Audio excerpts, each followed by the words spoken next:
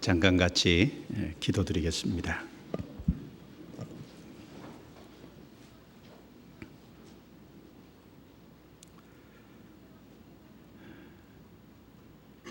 거룩하시고 은혜로우시고 자비로우신 우리 아버지 하나님, 허물 많고 죄 많은 저희들을 구원해 주시고 하나님의 거룩한 자녀로 삼아 주신 은혜 감사합니다. 또 구원받은 이후 연약한 또 부족한 저희들에도 불구하고 변함없는 주의 사랑으로 이끌어 주시고 몸된 교회 안에 두시고 또 주님이 양육해 주시며 하나님께 소망을 두고 주님의 복음의 역사에 참여하고 살게 해 주신 것 무엇보다 감사합니다. 오늘 주의 이름으로 또 하나님 앞과 그리스도 예수 안에서 한자리에 함께 모이게 해주시고 주의 말씀을 배우게 도와주신 것을 감사합니다.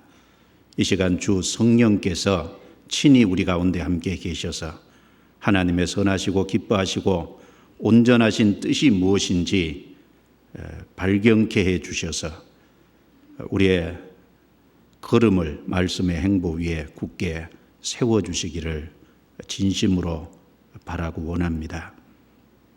우리의 마음을 일깨워 주시고 또 우리의 마음을 새롭게 해주시며 또 우리가 어떻게 살아야 될지를 이 시간 말씀을 통해 더욱 알게 해 주옵소서.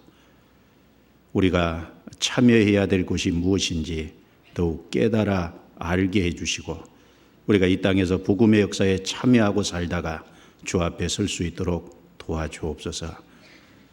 전 세계 복음이 전해지는 곳곳에 함께해 주시고 주의 역사를 나타내 주시고 이 주간 말씀이 전해지는 곳곳에 또한 함께 하셔서 주의 능력이 함께함으로 참여된 영혼들이 구원을 받고 주께 돌아오므로 주님께 영광이 되는 한 주가 되게 해주시고 다음 주에 있을 서울중앙교회 집회에도 주님이 앞서 행해 주셔서 이번에 많은 영혼들이 참여하게 해주시고 구원받도록 도와주옵소서. 이 시간 우리에게 꼭 필요한 유익한 시간이 되게 도와주옵소서. 우리를 구원해 주신 주 예수님 이름으로 기도드리옵니다. 아멘. 요한계시록 12장을 찾겠습니다.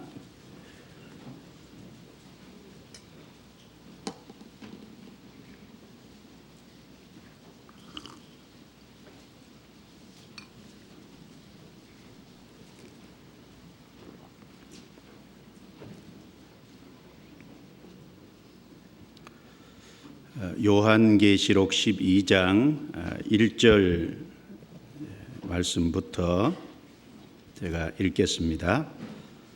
하늘에 큰 이적이 보이니 해를 입은 한 여자가 있는데 그 발 아래는 달이 있고 그 머리에는 12별의 면류관을 썼더라. 이 여자가 아이를 베어 해산하게 되매 아파서 애써 부르짖더라. 하늘에 또 다른 이적이 보이니 보라 한 큰 붉은 용이 있어 머리가 7이요 뿔이 10이라. 그 여러 머리에 7 면류관이 있는데 그 꼬리가 하늘 별 3분의 1을 끌어다가 땅에 던지더라. 용이 해산하려는 여자 앞에서 그가 해산하면 그 아이를 삼키고자 하더니 여자가 아들을 낳으니 이는 장차 철장으로 만국을 다스릴 남자라. 그 아이를 하나님 앞과 그 보좌 앞으로 올려가더라. 그 여자가 광야로 도망하며 거기서 1260일 동안 저를 양육하기 위하여 하나님의 예비하신 곳이 있더라. 하늘에 전쟁이 있으니 미가엘과 그의 사자들이 용으로 더불어 싸울새 용과 그의 사자들도 싸우나 이기지 못하여 다시 하늘에서 저희의 있을 곳을 얻지 못한지라. 큰 용이 내어 쫓기니 옛뱀 곧 마귀라고도 하고 사단이라고도 하는 온 천하를 꿰는 자라. 땅으로 내어 쫓기니 그의 사자들도 저와 함께 내어 쫓기니라. 10절부터 12절은 같이 읽습니다. 내가 또 들으니 하늘에 큰 음성이 있어 가로되 이제 우리 하나님의 구원과 능력과 나라와 또 그의 그리스도의 권세가 이루었으니 우리 형제들을 참소하던 자 곧 우리 하나님 앞에서 밤낮 참소하던 자가 쫓겨났고 또 여러 형제가 어린 양의 피와 자기의 증거하는 말을 인하여 저를 이기었으니 그들은 죽기까지 자기 생명을 아끼지 아니하였도다. 그러므로 하늘과 그 가운데 거하는 자들은 즐거워하라. 그러나 땅과 바다는 화 있을진저 이는 마귀가 자기의 때가 얼마 못된 줄을 알므로 크게 분내어 너희에게 내려갔음이라 하더라. 13절은 제가 읽습니다. 용이 자기가 땅으로 내어 쫓긴 것을 보고 남자를 낳은 여자를 핍박하는지라. 그 여자가 큰 독수리의 두 날개를 받아 광야 자기 곳으로 날아가 거기서 그 뱀의 낯을 피하여 한 때와 두 때와 반 때를 양육을 받으며 여자의 뒤에서 뱀이 그 입으로 물을 강같이 토하여 여자를 물에 떠내려 가게 하려 하되 땅이 여자를 도와 그 입을 벌려 용의 입에서 토한 강물을 삼키니 용이 여자에게 분노하여 돌아가서 그 여자의 남은 자손 곧 하나님의 계명을 지키며 예수의 증거를 가진 자들로 더불어 싸우려고 바다의 모래 위에 섰더라. 조금 긴데 끝까지 읽었습니다. 여기 7절 말씀에 보면 하늘에 전쟁이 있으니 이렇게 말씀을 하고 있습니다. 이 하늘에 전쟁만 있는 것이 아니라 이 하늘의 전쟁은 땅의 전쟁하고 이제 관련이 있습니다. 그래서 이 요한계시록 12장 전체 내용을 보면 구약 역사는 이스라엘을 통해서 하나님이 구원을 이루시려는 하나님의 역사와 그것을 대적하려는 마귀의 역사의 끊임없는 전쟁의 연속이었다는 겁니다. 그리고 그 전쟁의 연장선상에서 7년 환란 하늘에서 미가엘과 그의 사자 그리고 용과 그의 사자들이 전쟁하는 모습이 있습니다. 그리고 그 용이 하늘에서 내어 쫓겨서 13절 이후에 보면 이스라엘을 핍박하고 박해하는 내용이 있고 또 남은 자손 하나님의 계명을 지키는 자들 그리고 예수의 증거를 가진 자들은 특별히 14만 4천 명 유대인 중에 구원받은 자들을 말하는데 용이 그들과 싸운다는 말씀이 있고 13장에 넘어가면 용이 그 14만 4천을 이긴다고 했기 때문에 14만 4천이 다 순교당하는 그런 말씀이 나옵니다. 그리고 요한계시록 12장 10절부터 12절 말씀은 바로 그 교회 역사 속에 구원받은 성도도 용과 싸우는 사탄과 싸우는 그 내용이 그리고 이미 이제 교회 역사 속에 복음을 전하기 위해서 전쟁을 치르고 하늘에 올라가 있는 그런 내용이 여기 기록이 되어 있습니다. 그래서 12장 전체는 사실 전쟁 싸움에 대한 말씀입니다.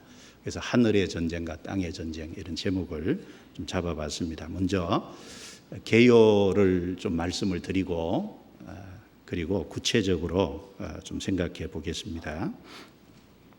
요한계시록 전체 단락을 좀 구분을 해보면 요한계시록 1장은 촛대 사이에 다니시는 인자의 모습이 요한계시록 1장에 나오는데 그것은 교회 안에 역사하시는 예수님의 모습을 말씀한 겁니다. 그리고 요한계시록 2장과 3장은 일곱 교회, 즉 오순절 성령이 오심으로부터 예수님이 다시 재림하실 때까지 실제 그 당시에 일곱 교회를 말하는 동시에 교회 전체 역사 속에 교회의 모습을 제 말씀을 해주고 있습니다. 그리고 4장과 5장 말씀은 사도 요한이 천상으로 끌어올려져서 천상에 올라가 있는 교회의 모습을 본 것을 기록을 한 말씀입니다. 그리고 요한계시록 6장부터 19장은 교회가 들림받은 이후에 이 땅에 7년 환난 속에 일어날 일들을 말씀한 것입니다.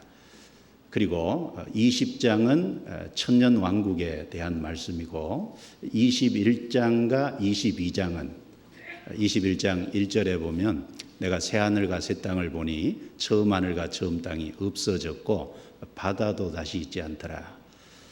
다시 애통하는 것이나 곡하는 것이나 아픈 것이 다시 없는 만물이 완전히 새롭게 되는, 그래서 영원한 천국, 그리고 둘째 사망 불못인 영원한 지옥에 대한 말씀으로 21장 22장 말씀이 기록이 되어 있습니다. 그 중에 요한계시록 12장은 7년 환난 속에 있을 것을 기록한 말씀인데 전쟁에 대한 말씀입니다. 먼저 12장 1절을 보시면 하늘에 큰 이적이 보이니 해를 입은 한 여자가 있는데, 여기 해를 입은 한 여자가 나옵니다.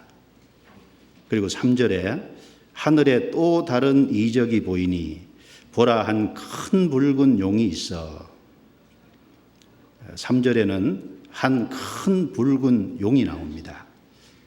해를 입은 한 여자와 또 한 큰 붉은 용. 2절에 보시죠.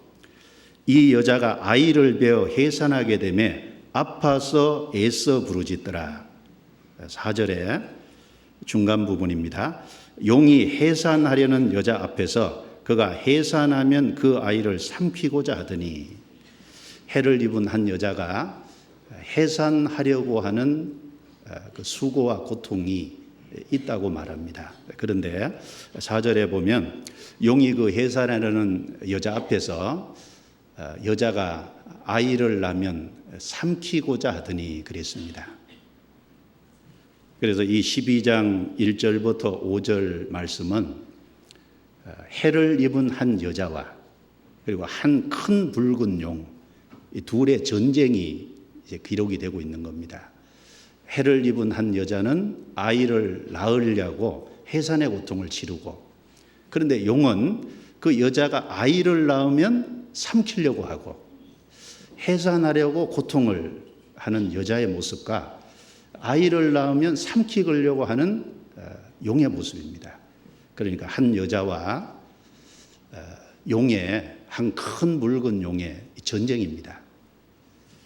그리고 7절에 보시면 하늘에 전쟁이 있으니 미가엘과 그의 사자들이 용으로 더불어 싸울세 용과 그의 사자들도 싸우나 이기지 못하여 다시 하늘에서 저희의 있을 곳을 얻지 못한지라. 9절은 같이 읽어볼까요? 큰 용이 내어 쫓기니 옛뺀 곧 마귀라고도 하고 사단이라고도 하는 온 천하를 꿰는 자라.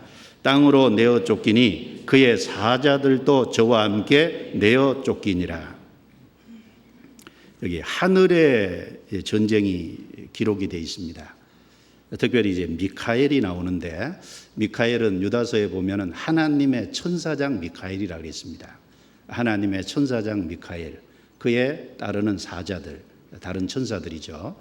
그리고 용과 그 용을 추종하는 세력들, 용과 그의 사자들, 하늘에서 전쟁이 있습니다.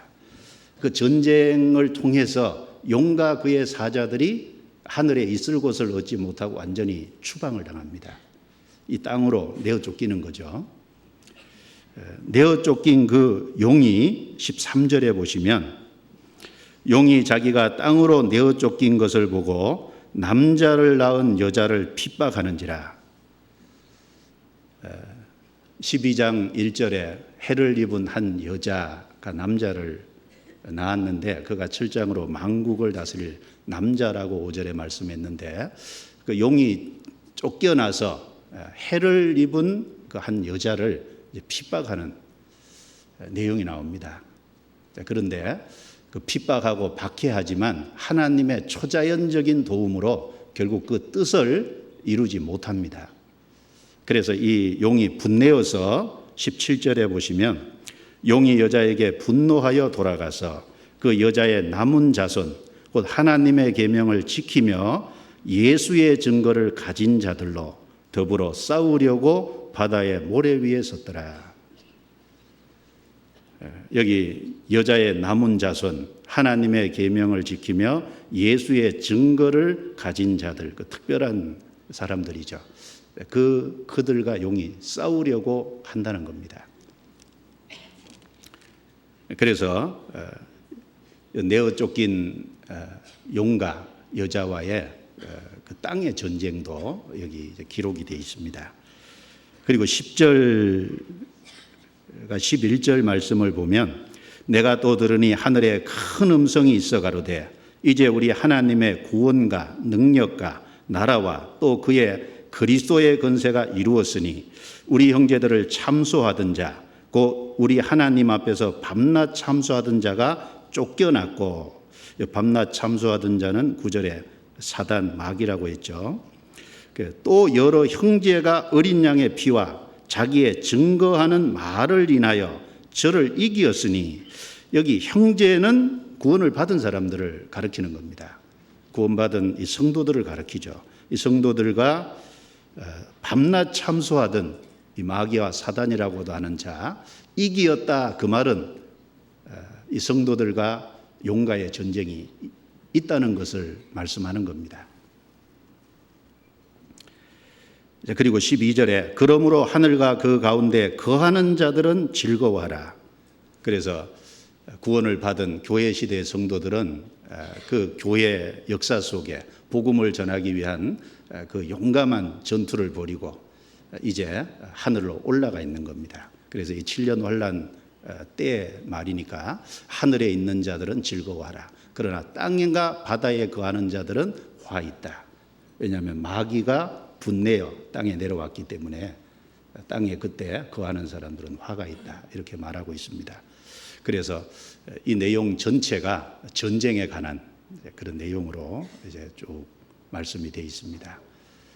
그래서 여기 해를 입은 한 여자가 누구를 말하는지, 그리고 한 큰 붉은 용이 누구인지, 그리고 여자가 낳은 아들, 장차 철장으로 만국을 다스릴 남자가 누구를 말하는지, 그리고 이 전쟁이 과거에 어떻게 진행되어 왔는지, 또 앞으로 어떻게 진행될 것인지, 그리고 교회 역사 속에 우리도 그 전쟁에 구원을 받으면 사실 참여되어 있습니다. 구원을 받는 순간 내가 원하든 원하지 않든 이미 그 전쟁에 참여되어 있는 겁니다. 구원을 받은 사람들은 그 사단과의 전쟁에서 이길 수 있는 유일한 사람들입니다. 형제들이 저를 이기었다 이렇게 말씀하고 있습니다. 그 이기는 수단과 도구가 무엇인지도 여기 구체적으로 말씀을 하고 있습니다. 그래서 그런 내용들로 쭉 한번 같이 이 시간 살펴보기를 원합니다. 다음 주에 우리 큰 전쟁을 앞두고 있죠. 전도 집회는 사실 전쟁입니다. 하나님이 살아계신 동시에 보이지 않는 마귀도 틀림없이 있고, 보이지 않는 마귀의 사자들, 졸개들도 틀림없이 살아 있습니다. 이 교회 행사 중에 마귀가 가장 싫어하는 것이 뭘까요? 아마 전도 집회가 아닐까 그런 생각을 해봅니다. 전도 집회를 통해서 많은 사람이 구원을 받기 때문에 아마 마귀는 교회 전도 집회하는 그것을 가장 싫어하고 그걸 또 방해하기를 원하고 어떻게든지 참여치 못하게 하고, 그리고 말씀을 듣지 못하게 방해하고 말씀을 깨닫지 못하게 방해하고 틀림없이 그런 사력을 다해서 그 일을 할 겁니다. 그러면 구원을 받은 사람들은 그 사탄과의 싸움이 있는데 어떻게든지 사람이 구원을 받도록 참여시키고 말씀을 잘 듣도록 도와주고 깨닫도록 도와주고 우리도 거기에 사력을 다해야 될 겁니다. 그래서 큰 전쟁을 앞두고 있기 때문에 이 말씀을 좀 상고하는 것이, 그리고 또 우리 신앙생활 가운데 이 말씀을 바르게 이해하는 것이 좀 꼭 필요하겠다 싶어서 이 말씀을 함께 살펴보려고 준비를 했습니다.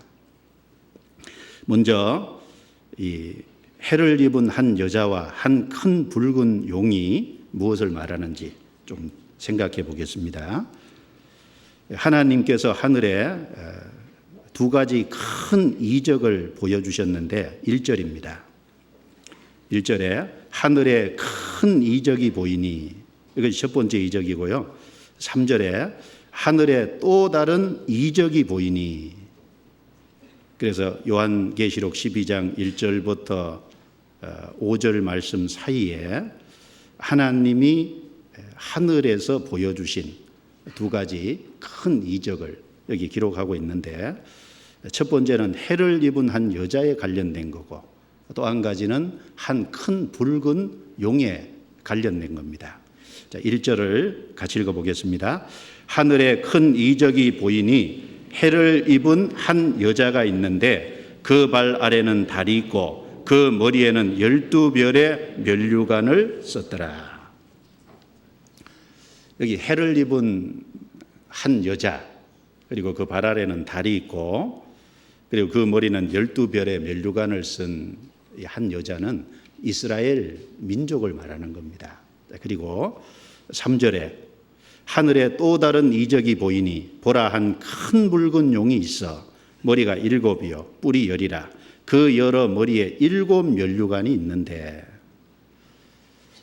여기 한 큰 붉은 용, 머리가 7이죠. 그리고 뿔이 10입니다. 그리고 그 여러 머리에 7 면류관을 쓰고 있는 이 한 큰 붉은 용은 12장 9절에 말씀하고 있는 것처럼 사탄을 말하는 겁니다.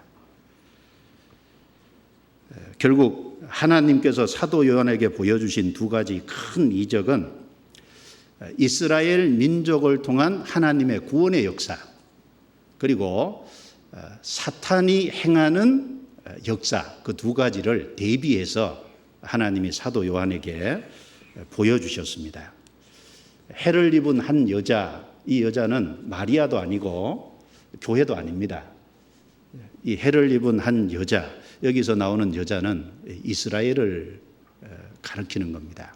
이 여자가 누구냐, 이것을 바르게 이해하는 것은 아주 중요한 문제라고 생각합니다. 만약 여기 해를 입은 한 여자를 교회로 해석을 하면 교회가 환난 속에 들어간다는 말이 되니까 이것은 근본적으로 큰 문제가 생기는 겁니다. 여기 해를 입은 한 여자는 마리아도 아니고 교회도 아닙니다. 이스라엘 민족을 가리켜서 하신 말씀입니다. 먼저 이 마리아, 해를 입은 한 여자가 마리아가 될 수 없는 것은 6절을 한번 보시죠. 같이 읽겠습니다. 그 여자가 광야로 도망하매 거기서 1260일 동안 저를 양육하기 위하여 하나님의 예비하신 곳이 있더라. 여기 보면은 1260일은 한 달을 30일로 계산하면 정확하게 3년 반을 가르치는 겁니다. 이 1260일은 7년 환란 속에 후 3년 반을 가르칩니다. 7년 환란 후 3년 반에 하나님께서 예비하신 곳으로 여자가 도망을 해서 특별히 하나님의 양육을 받고, 즉 하나님의 연단하시는 그 연단을 받고 또 보호를 받을 것을 말씀한 겁니다. 이것은 이스라엘이 후 3년 반에 이 하나님이 예비하신 곳에 도망해서 하나님의 보호를 받고 하나님의 연단을 받는 그것을 말씀한 겁니다. 그러니까 이건 마리아가 될 수 없습니다, 여자가. 그리고 동시에 이 여자가 교회도 될 수 없습니다. 왜냐하면은 4절을 한번 보시죠. 4절 중간입니다. 용이 해산하려는 여자 앞에서 그가 해산하면 그 아이를 삼키고자 하더니, 이제 용이 해산하는 여자 앞에서 그 해산하는 여자 그 아이를 삼키고자 했다. 또 5절에 같이 읽어보죠. 여자가 아들을 낳으니 이는 장차 철장으로 만국을 다스릴 남자라. 그 아이를 하나님 앞과 그 보좌 앞으로 올려가더라.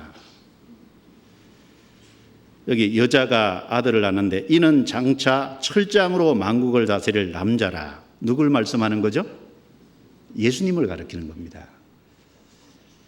예수님께서 재림하실 때 철장으로 만국을 치신다고 성경 여러 곳에 말씀을 하고 있습니다.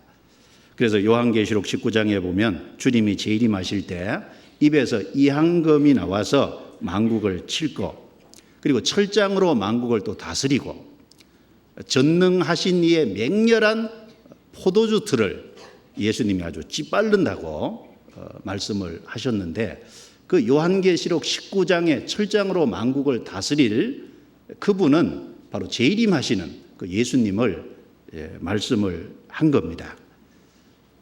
그러니까 예수님은 우리의 구세주가 되시는 동시에 또한 예수님은 이 세상을 마지막에 심판할 심판주가 되시는 겁니다. 만약에 여기서 여자를 교회로 본다면 큰 모순이 생기겠죠. 여자가 아들을 낳으니 5절에 이렇게 말씀했는데, 만약에 여자를 교회로 보면 교회가 예수님을 낳는 것이 되잖아요. 그것은 맞지 않는 말입니다. 왜냐하면 예수님이 죽으시고 부활하셔서 그 오순절 성령이 강림함으로 교회가 시작이 됐잖아요. 예수님의 죽음과 부활을 통해서 교회가 시작이 된 거지, 교회가 예수님을 낳은 것이 아닙니다. 예수님이 교회를 탄생시키신 겁니다. 그래서 요한계시록 16장 18절에 내가 이 반석 위에 내 교회를 세우리니 음부의 권세가 이기지 못하리라. 예수님께서 제자들 앞에서 내가 이 반석 위에, 이 반석이라는 것은 베드로가 주는 그리스도시요 살아계신 하나님의 아들이시라고 신앙 고백을 했습니다. 바로 예수님의 죽음과 부활을 통한, 그걸 통해서 내 교회를 세우시겠다고. 그래서 음부의 권세, 사탄의 권세가 그것을 이기지 못할 것을 말씀했습니다. 그래서 여기 여자는 마리아도 될 수 없고 교회도 될 수 없고, 바로 여기 여자는 이스라엘 민족을 가리키는 것이 확실합니다. 그리고 이미 이 요한계시록 6장부터 19장은 7년 환란 안에 있을 일을 기록한 것이기 때문에 교회는 이미 천상에 들려 올라가 있는 상태입니다. 그래서 7년 환란 안에 이 교회가 이 땅에 있지 않습니다. 그리고 7년 환란 안에 유대인 14만 4천 명이 구원을 받지만 이방인들은 거기서 구원을 받을 수가 없습니다. 그래서 12장 1절에 나오는 해를 입고 그 발 아래는 달이 있고 12별의 면류관을 쓴 이 여자는 이스라엘 민족을 가리키는 것이 확실합니다. 여기 적고 창세기 37장을 보겠습니다. 창세기 37장.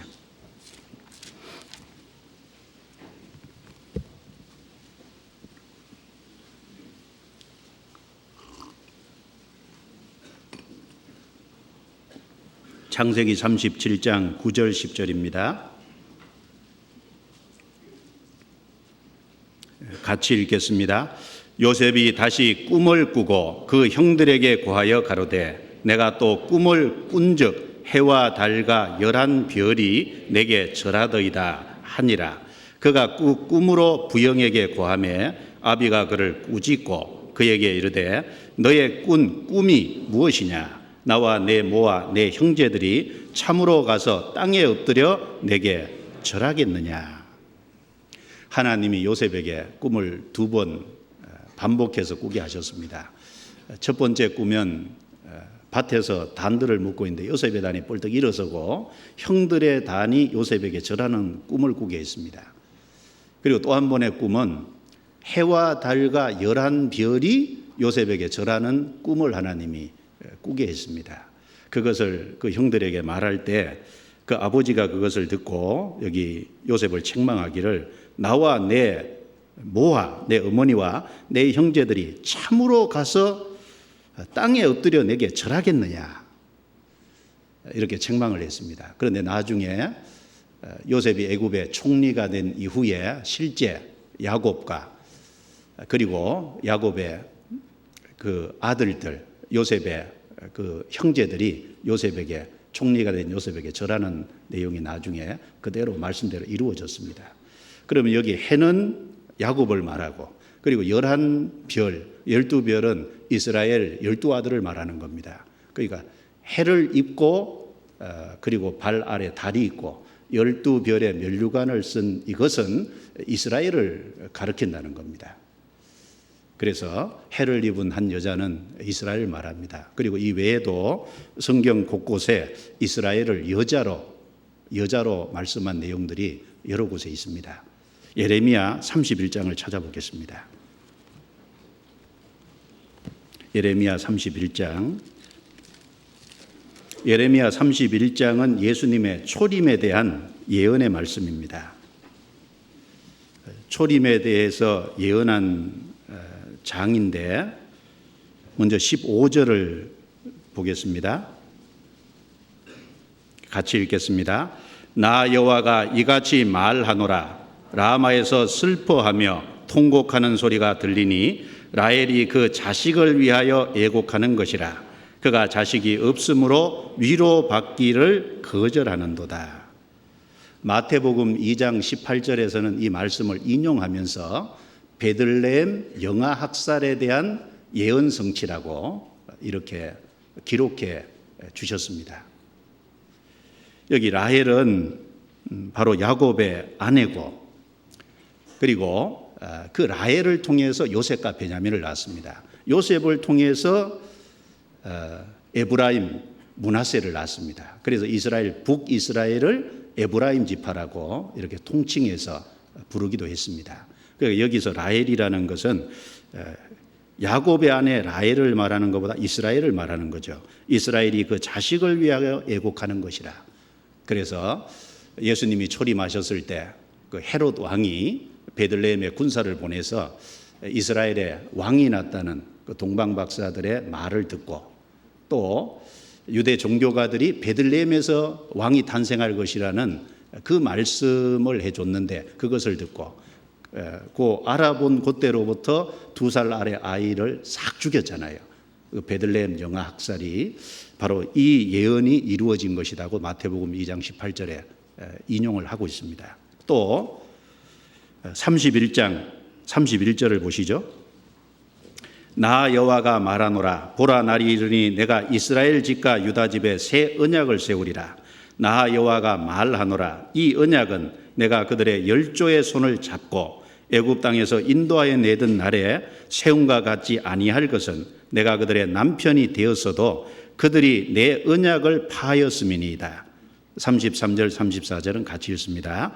나 여호와가 말하노라. 그러나 그날 후에 내가 이스라엘 집에 세울 언약은 이러하니 곧 내가 나의 법을 그들의 속에 두며 그 마음에 기록하여 나는 그들의 하나님이 되고 그들은 내 백성이 될 것이라. 그들이 다시는 각기 이웃과 형제를 가르쳐 이르기를 너는 여호와를 알라 하지 아니하리니 이는 작은 자로부터 큰 자까지 다 나를 알미니라. 내가 그들의 죄악을 사하고 다시는 그 죄를 기억지 아니하리라. 여호와의 말이니라. 여기 31절에 새 언약을 세우리라. 바로 여기서 새 언약은 예수님께서 이스라엘 땅에 오시고 죽음과 부활을 통해서 십자가의 피를 통해서 이루어질 새 언약을 말하는 겁니다. 그래서 이 말씀을 히브리서 8장과 10장에 인용을 했습니다. 인용을 하면서 여기 34절에 보시면 예수님이 오셔서 우리의 모든 죄값을 다 치르셨기 때문에 다 사하셨기 때문에 이제 우리의 죄악이 다 사해지고 다시는 그 죄를 기억지 아니하리라. 왜 다시는 그 죄를 기억지 않느냐 하면 영원한 속죄가 이루어졌기 때문입니다. 영원한 속죄가 이루어지지 않았다면 다시는 그 죄를 기억지 아니하리라는 말씀이 성립될 수가 없을 겁니다. 그리고 이제 성령이 우리 속에 오셔서 이제 하나님의 법이 하나님의 말씀이 그 마음과 생각에 기록되리라. 그것이 이루어졌습니다. 그래서 바로 히브리서 8장과 히브리서 10장 말씀은 예수님이 십자가에서 완성하신 피를 흘려서 우리 죄를 다 갚아주신 그것으로 말미암아 이루어질 사실이라고 인용을 하고 있습니다. 그러면서 이제 22절을 보겠습니다. 같이 읽어보죠. 패역한 딸아 내가 어느 때까지 방황하겠느냐.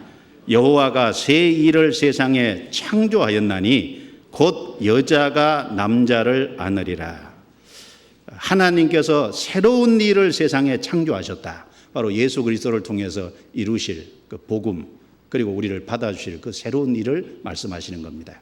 근데 여기 특별히 여자가 남자를 안으리라. 이 안으리라는 말씀을 원어에 살펴보니까요, 둘러싸리라 혹은 높이리라 이런 뜻입니다. 이스라엘 땅에 예수님이 오심으로 말미암아 예수님이 중심이 되시고, 예수님이 이스라엘의 중심이 되시고 예수님이 이스라엘에서 높아지실 것을 말씀한 겁니다. 여기도 여자는 마리아를 말하는 것이 아닙니다. 이스라엘을 가리키는 겁니다. 그리고 마태복음 11장을 찾아보겠습니다. 마태복음 11장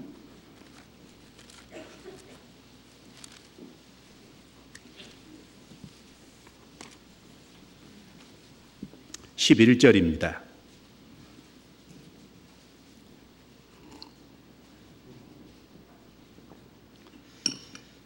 예수님께서 초림하셨을 때 세례 요한을 통해서 이런 말씀을 해주셨습니다. 마태복음 11장 11절, 내가 진실로 너희에게 말하노니, 같이 읽습니다. 여자가 낳은 자 중에 세례 요한보다 큰 이가 일어남이 없도다. 됐습니다. 여자가 낳은 자 중에 세례 요한보다 큰 이가 일어남이 없도다. 세례 요한은 선지자입니다. 그리고 선지자가 하는 역할은 바로 예수님의 오실 그리스도가 다시 재림하실 것을 증거하는 것이 선지자의 역할입니다. 그래서 여기 말하는 여자도 이스라엘을 말하는 겁니다. 이스라엘에 많은 선지자가 있었지만 그 세례 요한은 그 모든 선지자보다 더 큰 자다. 그것을 말씀하는 겁니다. 세례 요한이 무슨 특별한 이적을 많이 행해서 크다는 개념보다는 세례 요한은 바로 육신으로 임하신 자기 앞에 계신 그리스도를 증거했기 때문에, 아주 가까이에서 증거했기 때문에 그런 의미에서 세례 요한이 큰 자다라고 말씀을 하고 있습니다. 달이 커서 크게 보이는 게 아니죠. 다른 지구에 가장 가까이 있기 때문에 크게 보이는 겁니다. 그것처럼 가장 가까이에서 예수님을 증거했기 때문에 이렇게 말씀한 겁니다. 그래서 해를 입은 한 여자, 그것은 틀림없이 마리아를 가리키는 것도 아니고, 그리고 교회를 가리키는 것도 아니고 이스라엘 민족을 가리키는 겁니다. 그리고 또 하나, 한 큰 붉은 용은 두말할 것도 없이 사탄을 가리키는 겁니다. 다시 넘겨보죠. 요한계시록 12장.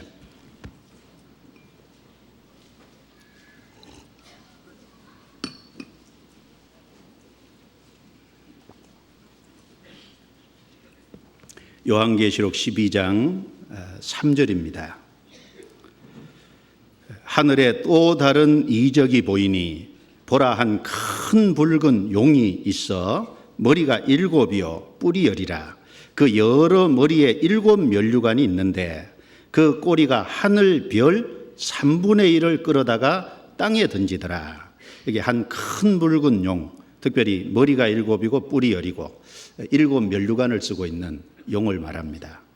12장 9절은 제가 읽습니다. 큰 용이 내어 쫓기니 옛뱀 곧 마귀라고도 하고 사단이라고도 하는 온 천하를 꿰는 자라. 3절에 말하는 용은 마귀고 사탄을 말합니다. 그런데 왜 10뿔이 있고 그리고 7머리가 있고 7 면류관을 쓰고 있느냐? 이것은 요한계시록 13장 내용과 일치하고 다니엘서 7장 내용과도 일치하는 내용입니다. 이 다니엘서 7장에 보면 바다에서 4마리 짐승이 나옵니다. 그런데 그 바다는 세상이라 그랬고, 바다에서 나오는 4 짐승은 내 왕을 대표하고 내 나라를 대표한다고 해석이 되어 있습니다. 첫째는 사자의 독수리 날개 달린 짐승이 나오는데 그럼 바벨론 제국을 얘기하는 겁니다. 둘째는 한쪽 다리를 들고 있는 곰은 페르시아 제국을 말하는 겁니다. 셋째는 표범이 있는데 날개 넷 달렸고 머리 넷이 달렸습니다. 그것은 그 다음에 나타난 헬라 제국을 말하는 겁니다. 그런데 4번째 짐승은 무섭고 놀라우며 극히 강하며 먹고 부서뜨리고 발로 밟는 아주 잔인한 그 넷째 나라, 이것은 로마를 가리킵니다. 그리고 로마가 이제 망하고 난 다음에 로마가 망한 그 넷째 나라에서 열뿔이 나타난다고 했습니다. 열뿔은 열 나라라고 했습니다. 그런데 그 열뿔 외에 작은 뿔이 하나 나는데 그 작은 뿔은 바로 7년 환란 속에 나타날 세계 통치자, 바로 적그리스도를 가리킵니다. 그 작은 뿔이 나타나서 새 왕을 복족시킨다 그랬어요. 그러니까 7만 남는 겁니다. 그래서 열뿔은 초기에 넷째 나라에서 일어날 열 나라를 말하고, 그리고 새 왕을 복종시키면 7만 남고, 그래서 7 면류관, 면류관은 왕관이죠. 7 면류관, 일시적인 권세를 사탄도 받기 때문에 그렇게 표현을 했습니다. 어쨌든 마지막 사탄이 환란 속에서 바로 넷째 나라였던 로마가 망한 그 나라, 오늘날은 EU죠. 바로 그 속에 역사할 것을, 그 권세를 통해서 나타날 것을 미리 여기서 말씀을 한 그런 내용입니다. 그리고 여기 그 꼬리가 하늘별 3분의 1을 끌어다가 땅에 던졌다, 이 말씀은 여기 하늘별은 천사를 말합니다. 하늘별 3분의 1은 천사 중에 3분의 1을 말하는 겁니다. 그리고 하늘에서 땅에 끌어 던졌다는 말은 타락시켰다는 말입니다. 하늘에서 땅으로 타락이 된 겁니다. 그 영광이 그만큼 떨어졌다는 것을 말씀한 내용입니다. 이 성경에 보면은 하나님의 일꾼들을 별이라고 말씀한 내용도 있고 천사를 별이라고 말씀한 내용도 성경에 기록이 되어 있습니다. 특별히 하나님의 일꾼들을 별이라고 한 것은 요한계시록 2장 1절에 보면 예수님께서 오른손에 7별을 붙잡았다 그랬는데 7별은 7교회 사자 일꾼이라고 했습니다. 그리고 다니엘서 8장에도 보면 10절에 이스라엘 일꾼들, 지도자들을 가리켜서 별이다 이렇게 말하고 있습니다. 그런데 성경에는 일꾼들만 별이라고 한 게 아니라 천사를 가리켜서 별이다 이렇게 말씀한 내용도 있습니다. 욥기 38장 찾아보겠습니다. 욥기 38장.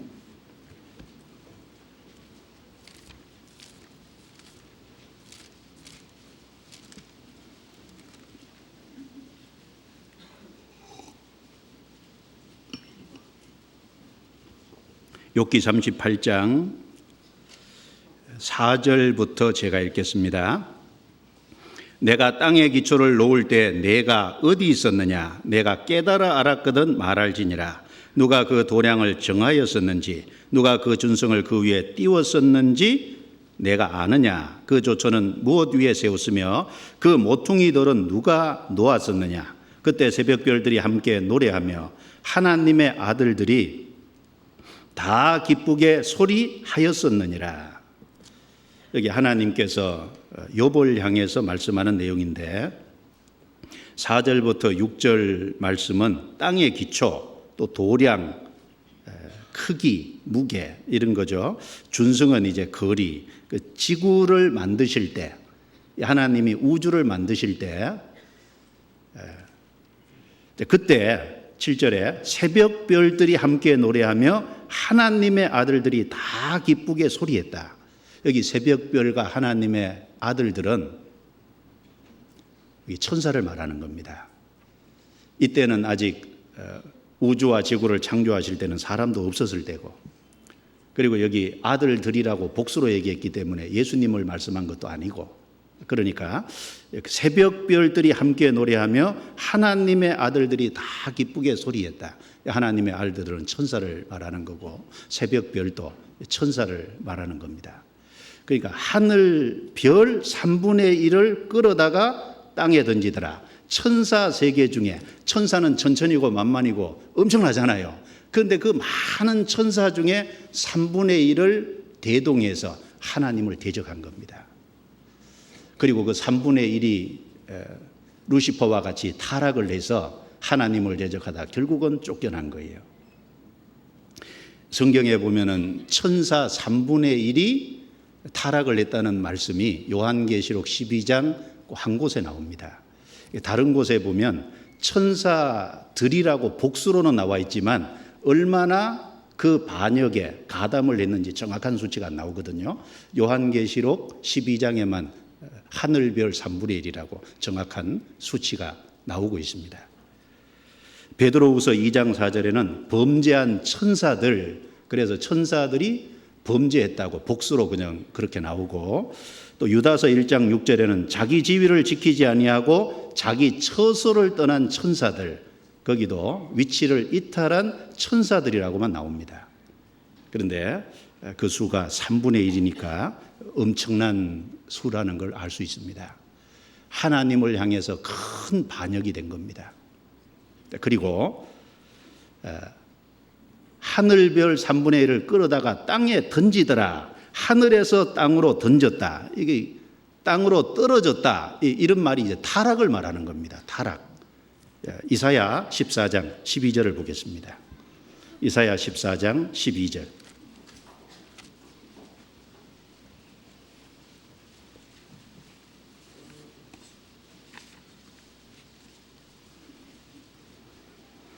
이사야 14장 12절입니다. 같이 읽어보겠습니다. 너 아침의 아들 계명성이여 어찌 그리 하늘에서 떨어졌으며 너 열국을 엎은 자여 어찌 그리 땅에 찍혔는고. 아침의 아들 계명성, 영어 번역에 루시퍼죠. 어찌 그리 하늘에서 떨어졌으며 하나님을 대적하다가 하늘에서 땅으로 떨어진 겁니다. 너 열국을 엎은 자여 어찌 그리 땅에 찍혔는고. 하늘에서 떨어지고 땅에 찍히는, 이게 타락을 표현할 때 주로 그런 표현을 씁니다. 누가복음 10장도 보겠습니다. 누가복음 10장. 예수님께서 70제자를 내어보내시고 70제자가 돌아와서 선교 보고를 할 때 예수님이 그 70제자에게 이런 말을 해주셨습니다.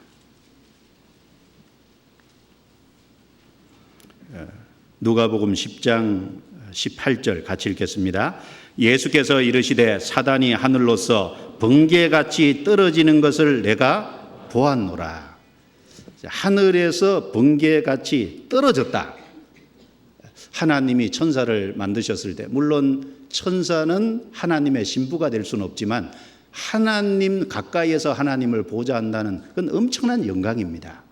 그런데 그 영광스러운 위치를 버리고 자기 위치를 이탈해서 하나님을 대적하다가 결국은 하늘에서 땅으로 떨어졌다, 땅에 던져졌다, 이런 말이 결국은 그 영광을 상실하고 타락됐다라는 것을 말씀한 겁니다. 요한계시록 12장 5절입니다. 다시 넘어가 보겠습니다.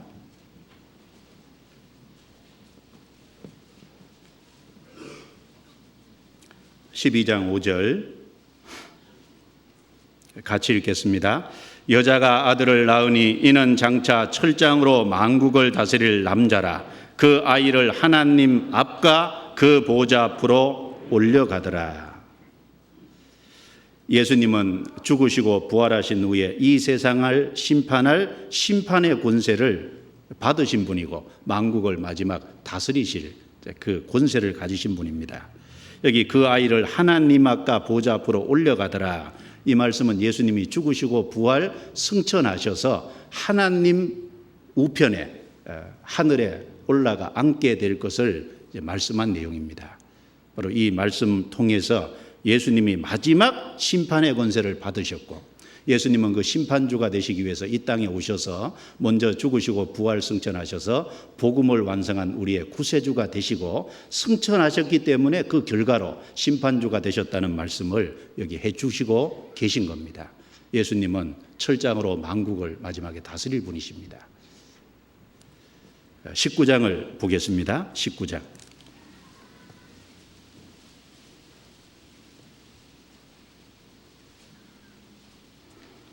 19장 11절입니다. 또 내가 하늘이 열린 것을 보니 보라 백마와 탄 자가 있으니 그 이름은 충신과 진실이라. 그가 공의로 심판하며 싸우더라. 그 눈이 불꽃 같고 그 머리에 많은 면류관이 있고 또 이름 쓴 것이 하나가 있으니 자기밖에 아는 자가 없고 또 그가 피 뿌린 옷을 입었는데 그 이름은 하나님의 말씀이라 칭하더라. 14절부터 16절 같이 읽습니다. 하늘에 있는 군대들이 희고 깨끗한 세마포를 입고 백마를 타고 그를 따르더라. 그의 입에서 이한금이 나오니 그것으로 만국을 치겠고 친히 저희를 철장으로 다스리며 또 친히 하나님 곧 전능하신 이의 맹렬한 진노의 포도주 틀을 밟겠고 그 옷과 그 다리에 이름 쓴 것이 있으니 만왕의 왕이요 만주의 주라 하였더라. 그래서 여자가 낳은 아이, 바로 우리의 구세주 되시는 예수님, 장차 심판주가 되실 철장으로 만국을 다스릴 남자 예수님을 가리키는 겁니다. 시편 2편 말씀에도 보면 예수님이 오실 때 철장으로 질그릇같이 이 세상을 심판할 것을 말씀하고 있습니다. 예수님은 우리의 구세주시기 때문에 동시에 심판주가 되시는 겁니다. 지금 죽으시고 부활 승천하셨습니다. 그 아이를 하나님 앞으로 올려가더라. 그 아이를 하나님 앞으로 올려가더라. 이사야 9장 6절에 보면 이는 한 아기가 우리에게 낳고 한 아들을 우리에게 주신 바 되었는데 그 어깨에는 정사를 메었고 그 이름은 기묘자라 모사라 전능하시는 하나님이라 영존하시는 아버지라 평강의 왕이라 할 것입니다. 바로 2000년 전에 이스라엘 땅에 오셨다 가신 바로 그 예수님, 그 예수님이 하나님 앞으로 올려왔습니다. 그리고 바로 이 심판할 때를 지금 하나님 보좌 우편에서 앉아서 원수를 찌밟을 그날을 기다리고 계신 겁니다. 히브리서 10장 찾아보겠습니다. 히브리서 10장.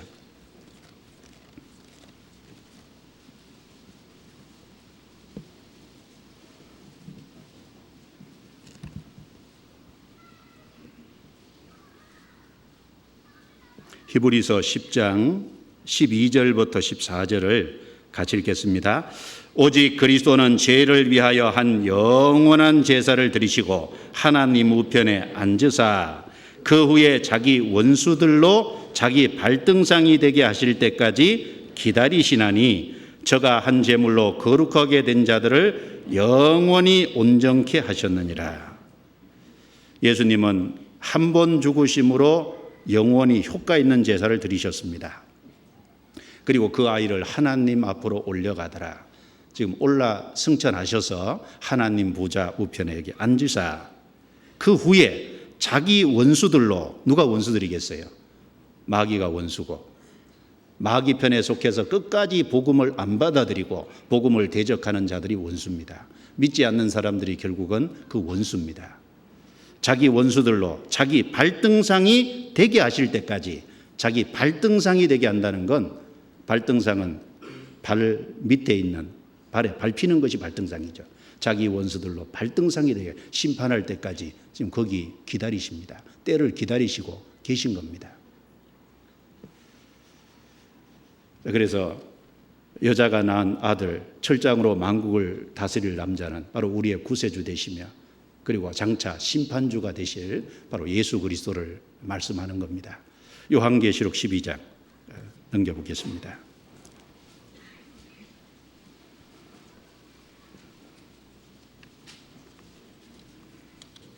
요한계시록 12장 2절과 4절을 한번 읽어볼게요. 2절, 이 여자가 아이를 베어 해산하게 되매 아파서 애써 부르짖더라. 4절 중간입니다. 용이 해산하려는 여자 앞에서 그가 해산하면 그 아이를 삼키고자 하더니, 여기 한 여자와 바로 이스라엘과 그리고 용 사탄과의 전쟁이 기록이 되고 있습니다. 이 여자가, 이스라엘을 말하죠, 아이를 베어 해산하게 되매 아파서 애써 부르짖더라. 이스라엘은 예수님이 오시는 통로가 되기 위해서 많은 고난과 환난과 역경을 겪었어요. 그걸 해산한다고 얘기한 겁니다. 물론 하나님께서 이스라엘을 선택하시기 전에도 마귀는 계속해서 하나님의 역사를 처음부터 대적했습니다. 에덴 동산에서 뱀을 통해서 역사해서 하와를 넘어뜨렸습니다. 또 하와를 통해서 아담을 넘어뜨렸습니다. 그리고 가인 속의 역사에서 아벨을 쳐 죽였습니다. 그래서 요한일서 3장에 보면은 가인이 그 행한 일을, 가인은 악한 자에게 속하여 그 아우를 죽였다 그랬습니다. 바로 악한 자 마귀에게 속해서 그 아우 아벨, 하나님에게 연락되는 제사를 드린 그 아벨을 쳐 죽인 거예요. 그래서 하나님이 이스라엘을 선택하기 전에도 마귀는 하나님의 역사를 처음부터 대적했습니다. 그런데 하나님께서 하나님을 증거하기 위해서 이제 아브라함의 후손 이스라엘 민족을 선택하셨습니다. 자, 이스라엘은 예수님이 오시는 통로예요. 그 통로가 되기 위해서 아브라함 때부터 예수님이 오시기까지 2000년 동안 여기 아파서 애써 부르짖더라 이 말처럼 이스라엘은 많은 고통과 환난이라는 것을 실제로 이제 겪었습니다. 마귀는 그런데 여러 가지 모습으로 이스라엘 역사 속에 하나님을 대적했습니다. 그리고 이스라엘을 대적했습니다. 그리고 예수님이 오시는 통로가 끊어지기를 만들도록 하기 위해서 여러 가지 역사를 했습니다. 예수님이 초림하시니까 예수님을 죽이기 위해서 베들레헴에 2살 아래 아이들을 다 죽였습니다. 헤롯이 했지만 그 배후에 사탄의 역사가 있습니다. 결국은 십자가에 못 박아 죽였는데 예수님은 십자가에서 다 이루었다고 외치셨습니다. 여기 여자가 아이를 베어 해산하게 되며 아파서 애써 부르짖더라. 바로 이스라엘은 바로 아이를 해산하려고, 바로 그리스도가 오시는 통로기 때문에, 그 그리스도가 오시는 통로가 되기 위해서 2000년 동안 이스라엘은 그 겪어야 될 환난과 고통을 겪은 겁니다. 그게 해산하는 수고입니다. 이스라엘이 겪은. 그래서 그 모세도 그리스도의 고난에, 모세는 예수님이 오시기 1500년 전 사람이지만 모세도 그리스도의 고난에 참여했다 그랬잖아요. 성경 히브리서 11장을 보겠습니다. 히브리서 11장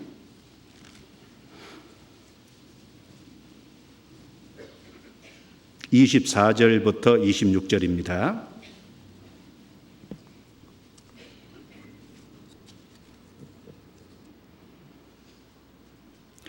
믿음으로 모세는 장성하여 바로의 공주의 아들이라 칭함을 거절하고 도리어 하나님의 백성과 함께 고난받기를 잠시 제약의 낙을 누리는 것보다 더 좋아하고, 같이 읽습니다. 그리스도를 위하여 받는 능력을 애굽의 모든 보화보다 더 큰 재물로 여겼으니 이는 상주심을 바라봄이라. 여기 모세의 믿음을 말하면서 모세가 그리스도를 위해서 능력을 받았다 이렇게 말씀합니다. 이 모세가 그리스도를 위해서 받은 능력은 바로 이스라엘 민족이 그리스도가 오시는 통로가 되기 위해서 받은 그 고난을 실제로 가르치는 겁니다. 아브라함, 이삭, 야곱은 바로 그리스도가 오실 통로가 되기 위해서 그 환난과 고난을 겪었잖아요. 아브라함을 갈대아 우르에서 불러내시면서 하나님이 천하 만민이 너로 인하여 복을 받으리라는 약속을 해주셨고, 아브라함, 이삭, 야곱은 그 가나안 땅에 왔지만 발붙일 곳도 없었습니다. 텐트를 치고, 그리고 아브라함은 자기 아내가 죽었을 때 자기 아내를 매장할 매장지가 없어서 돈을 주고 사서 매장지로 삼았잖아요. 발붙일 곳이 없었지만 그리스도가 오실 통로가 된다는 그 약속의 말씀을 받고, 그리고 믿음을 지키며 겪어야 될 그 고난을 겪은 거예요. 이스라엘 민족이 애굽에 들어갔습니다. 애굽의 바로, 즉 애굽의 왕이 이스라엘을 하루아침에 종으로 삼아서 이스라엘을 약화시키려고 했습니다. 급기야 왕은 이스라엘이 점점 강성해지니까 산파들을 통해서 사내 아이가 나면은 죽이라고 했습니다. 그것도 수포로 돌아갔죠. 나중에 그 사내 아이가 나면 나일강에 집어던져 죽이라고 했습니다. 그 바로의 배후에 누가 있었겠어요? 사탄이 있었습니다. 대적한 겁니다. 이스라엘은 그 고난을 겪었습니다. 그리고 이스라엘은 기어코 애굽에서 나왔죠. 광야 40년 그 길을 가면서 이스라엘 배후에 아말렉이 계속 쫓아와서 아말렉이 이스라엘에 뒤처진 자를 잡았어요.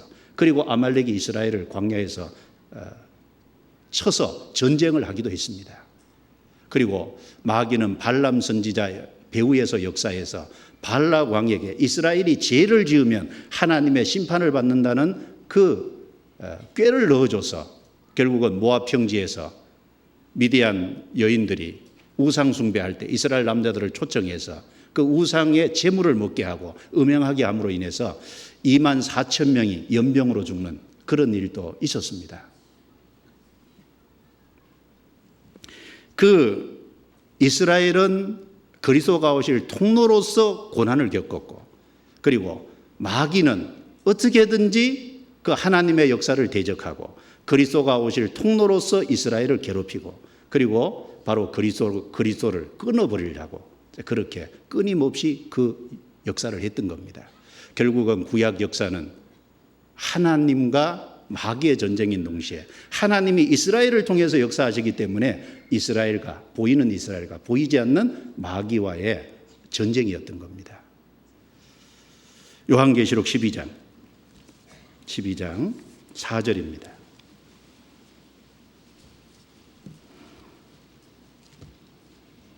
(12장 4절)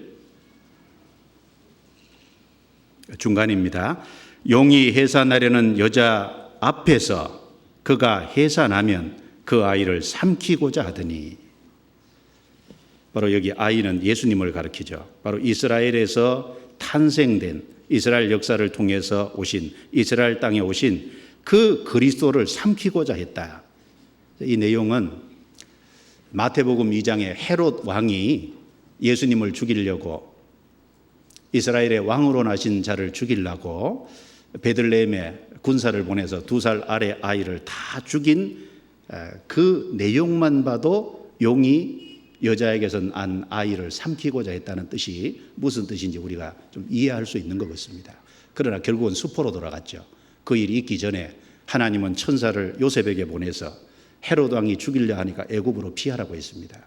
그래서 2살 아래 아이를 죽일 때는 애굽으로 피신해 계셨잖아요. 그런데 결국 마귀는 이스라엘 종교가들을 부추겨서 예수님을 십자가에 못 박았습니다. 그리고 마귀는 승리한 것처럼 생각했죠. 그런데 예수님은 십자가에서 다 이루었다라고 말씀하셨습니다. 그 내용을 단적으로 설명하면 창세기 3장 15절에 여자의 후손은 뱀의 머리를 상하게 하실 것이요 뱀은 그의 발꿈치를 상하게 할 것이니라. 뱀은 예수님 십자가에 죽여놓고 이제 승리했다 그렇게 생각했지만 예수님은 다 이루었다 하심으로 사탄의 권세를 깨버린 겁니다. 바로 사탄이 그리스도를 종교가들을 통해서 배척했지만 예수님은 그 십자가를 통해서 복음을 완성하신 겁니다. 그리고 그 복음이 오늘 우리에게까지 와서 그 복음이 전 세계에 전해지고 있습니다. 그래서 이 구약 역사를 보면 결국은 보이지 않는 하나님과 보이지 않는 마귀와의 전쟁입니다. 그런데 하나님이 이스라엘을 선택하시고 이스라엘 민족의 역사 속에 구세주를 보내기로 약속하시고 그리고 그 구세주를 통해서 사람들을 축복하시기를 원하셨거든요. 그러니까 또 한편에서는 바로 한 여자 이스라엘과 사탄의 전쟁이었습니다. 그것이 구약 전체의 역사를 요약한 것이라고 할 수 있겠죠. 이스라엘은 그리스도가 오실 통로로서의 해산하는 수고를 치렀습니다. 마귀는 그 이스라엘을 대적하고 하나님의 복음의 역사를 방해하려고 끊임없이 대적해 왔습니다. 결국은 지나간 역사는 요한계시록 12장 1절부터 5절까지 지나간 역사거든요. 구약 역사는 이렇게 진행이 된 겁니다. 그러면 구약 역사가 그렇게 끝났을까요? 그러면 이스라엘과 마귀와의 전쟁이 그것으로 끝이 났습니까? 아닙니다. 그 전쟁은 사실 지금도 계속되고 있습니다. 6절에 보시죠. 6절 같이 읽어보겠습니다. 그 여자가 광야로 도망하며 거기서 1260일 동안 저를 양육하기 위하여 하나님의 예비하신 곳이 있더라. 계시록 12장 1절부터 5절까지는 이미 지나간 사건을 말씀한 겁니다. 그런데 계시록 12장 6절 말씀은 여기 7년 환란 후 3년 반에 있게 될 미래 사건을 말씀한 겁니다. 여기 1260일은 후 3년 반을 가르칩니다. 앞으로 7년 환란 전 3년 반 기간 동안에 이스라엘 땅에 그 옛날 솔로몬 성전이 있던 그곳에 다시 성전이 건축이 될 겁니다. 그리고 적그리스도가 거기에 앉아서 자기를 보여 하나님이라고 이렇게 하게 될 겁니다. 그래서 데살로니가 후서 2장 4절에 저는 대적하는 자라 범사에 일컫는 하나님이나 숭배함을 받는 자 위에 뛰어나 자존하여 하나님의 성전에 앉아 자기를 보여 하나님이라 하느니라. 앞으로 그 일이 있게 됩니다. 하나님의 성전에 적그리스도가 앉기 위해서는 하나님의 성전이 이스라엘 땅에 지어집니다. 그리고 스스로 자기를 높여서 자기를 적그리스도가 하나님이라고 하게 됩니다. 그때 유대인들은 그가 거짓 메시아를 그들은 지금 기대하고 있지만 거짓 메시아라는 걸 그때 알게 됩니다. 그러므로 사단은 이스라엘을 멸망시키려고 하는 거예요.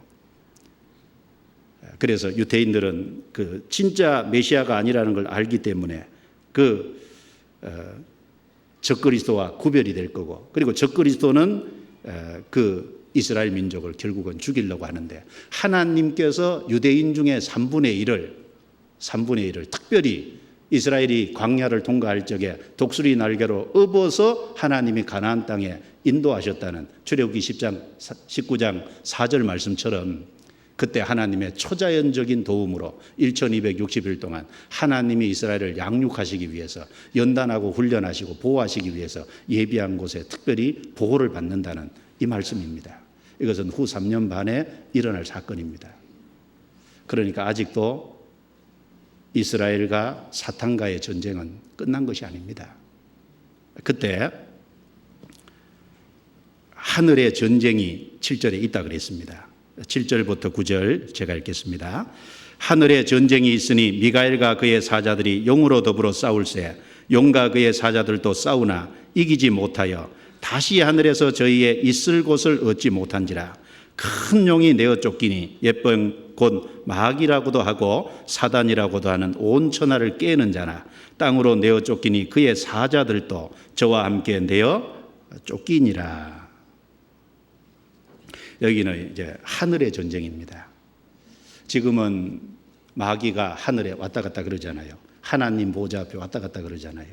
그런데 마지막 이 7년 환란 중에 이제 하늘의 전쟁이 있습니다. 미카엘, 하나님의 천사장 미카엘과 그의 사자들, 그리고 용과 그의 사자들이 같이 전쟁을 하는 겁니다.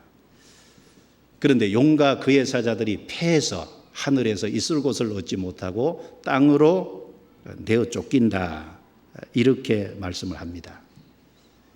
지금 비록 마귀가 범죄한 천사가 루시퍼 천사를 중심으로 해서 그 따르는 천사들이 지금은 하늘에 왕래하잖아요. 하나님의 보좌 앞에도 지금은 왕래합니다. 그래서 욥기서에 보면 하나님이 계시고 그리고 천사들이 있고 거기고 사단이 거기 오지 않습니까? 하나님이 사단에게 묻습니다. 내가 어디서 왔느냐? 예, 제가 땅에 돌아 여기저기 다녀왔나이다. 거기 보면은 지금 범죄한 천사 루시퍼가 하나님 보좌 앞에 왕래하는 거예요. 그리고 스가랴 3장에도 보면 하나님이 계시고 거기 그리스도가 계시고, 그리고 거기 그 당시에 대제사장 여호수아, 여기 여호수아는 가나안 땅을 정복하는 여호수아가 아니고 페르시아에서 이스라엘 민족이 돌아와서 성전 건축했을 때 대제사장, 그 시대 여호수아입니다. 여호수아가 거기 있었을 때 사탄이 이 여호수아가 더러운 옷을 입고 서 있다고 참소하는 내용이 나옵니다. 그래서 하나님께서 옆에 있는 천사들에게 그 더러운 옷을 벗기라, 그리고 새 옷을 입히리라. 바로 그 새 옷은 바로 예수님의 보혈로 말미암아 죄 씻음 받아서 입게 되는 구원의 옷, 의의 겉옷을 말합니다. 거기도 보면은 마귀가 하나님 앞에서 여호수아를 참소하는 그것을 보면 지금은 이 범죄한 천사가 하나님 앞에 왕래하는 것을 알 수 있습니다. 그런데 앞으로 7년 환란 속에 들어가면 완전히 쫓겨납니다. 그래서 땅으로 내어 쫓기니 그의 사자들도 저와 함께 내어 쫓기니라. 그래서 루시퍼도 내어 쫓기고, 그리고 그의 졸개들도 완전히 내어 쫓겨서 이 땅에 이제 마지막 몇 년만 있으면은 이제 무저갱에 들어갔다가 영원한 지옥으로 들어가는 거예요. 그러면 자기 때가 얼마 못 됐잖아요. 그래서 마귀가 하늘에 있을 곳을 얻지 못하고 환난 속에 이 세상에 쫓겨날 때, 이 세상에 개국 전에도 없고 개국 이후에도 없는, 전에도 없고 후에도 없는 엄청난 환난이 일어날 겁니다. 마귀가 자기 때가 얼마 못 된 줄 알고 분내어 내려갔다 그랬거든요. 다니엘서 12장 찾아보겠습니다. 다니엘서 12장.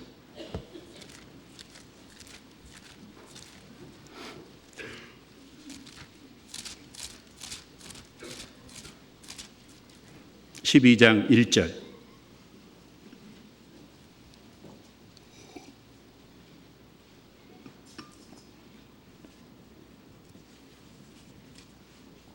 (12장) 1절 같이 읽겠습니다.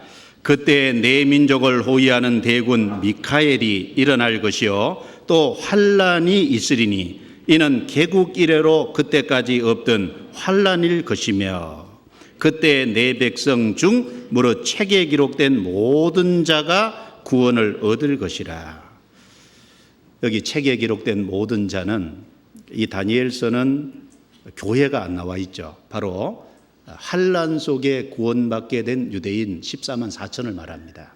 그리고 여기 미카엘 대군이 일어나고 그리고 환난이 있는데 이는 개국 이래로 그때까지 없던 환난이 일어날 것이다. 바로 마귀가 이 땅에 완전히 내어 쫓길 때, 자기 때가 얼마 못 된 줄 알고 분내어 내려갔을 때, 이 세상에 7년 환난 후 3년 반은 그야말로 전무후무한 엄청난 환난이 일어나게 될 겁니다.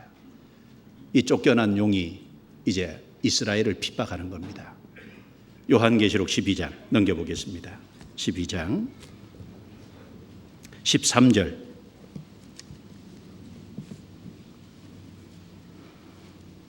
13절. 같이 읽겠습니다. 용이 자기가 땅으로 내어 쫓긴 것을 보고 남자를 낳은 여자를 핍박하는지라.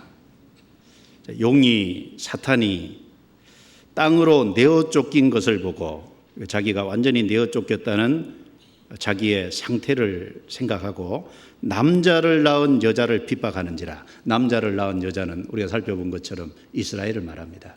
마지막 이스라엘을 핍박하게 됩니다.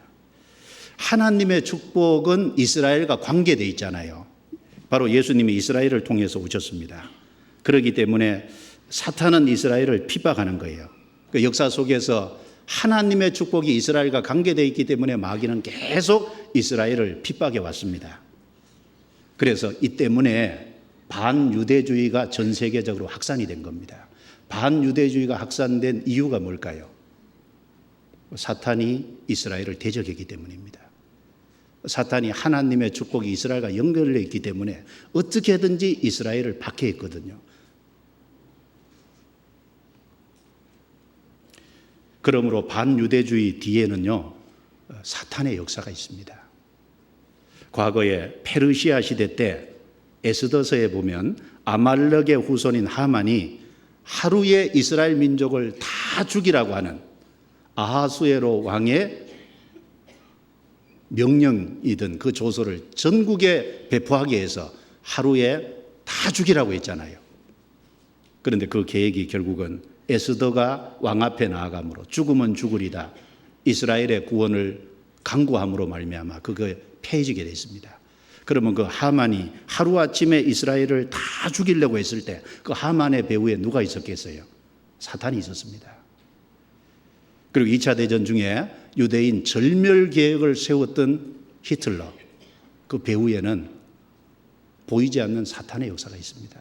물론 이스라엘이 그리스도를 배척했기 때문에 예수님을 받아들이지 않고 십자가에 못 박아 배척했기 때문에 하나님이 허락하신 거지만 동시에 그 배후에 사탄의 역사가 있다는 겁니다. 구약시대에도 그랬고 그리고 교회 역사 속에 쭉 보면은 유대인 반유대주의가 그렇게까지 일어날 수가 없는데 반유대주의가 그렇게까지 확산돼 있잖아요. 그 배후에 사탄의 역사가 있습니다.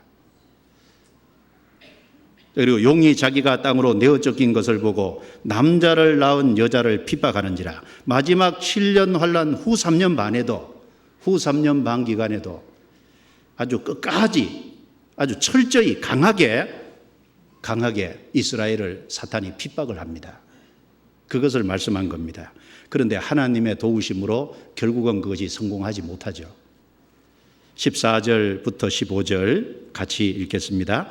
그 여자가 큰 독수리의 두 날개를 받아 광야 자기 곳으로 날아가 거기서 그 뱀의 낯을 피하여 한 떼와 두 떼와 반 떼를 양육받으매 여자의 뒤에서 뱀이 그 입으로 물을 강같이 토하여 여자를 물에 떠내려 가게 하려 하되 땅이 여자를 도와 그 입을 벌려 용의 입에서 토한 강물을 삼키니. 그래서 이 여자가 큰 독수리 두 날개를 받아서 광야 자기 곳으로 날아가서 뱀의 낯을 피하여 한 떼와 두 떼와 반 떼 양육을 받는다. 6절 말씀을 연결시킨 거죠. 한 떼와 두 떼와 반 떼 1260일 3년 반입니다.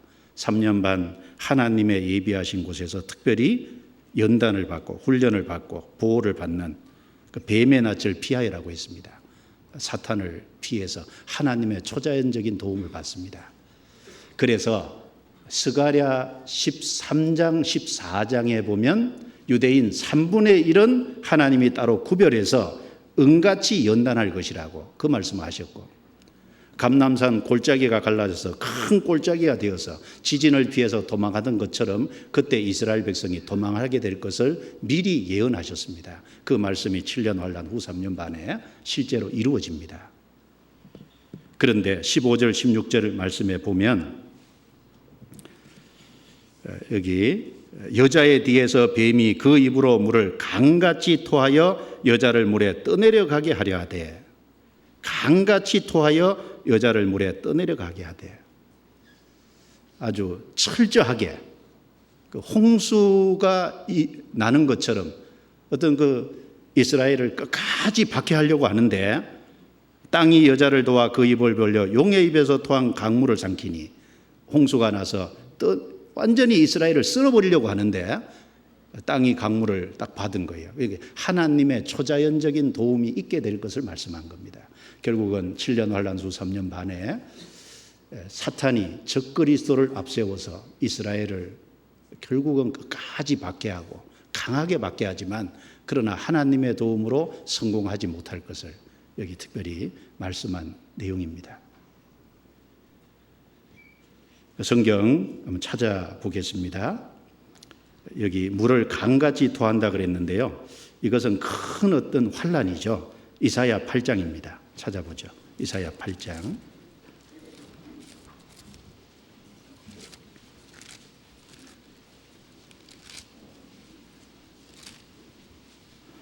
이사야 8장 7절입니다.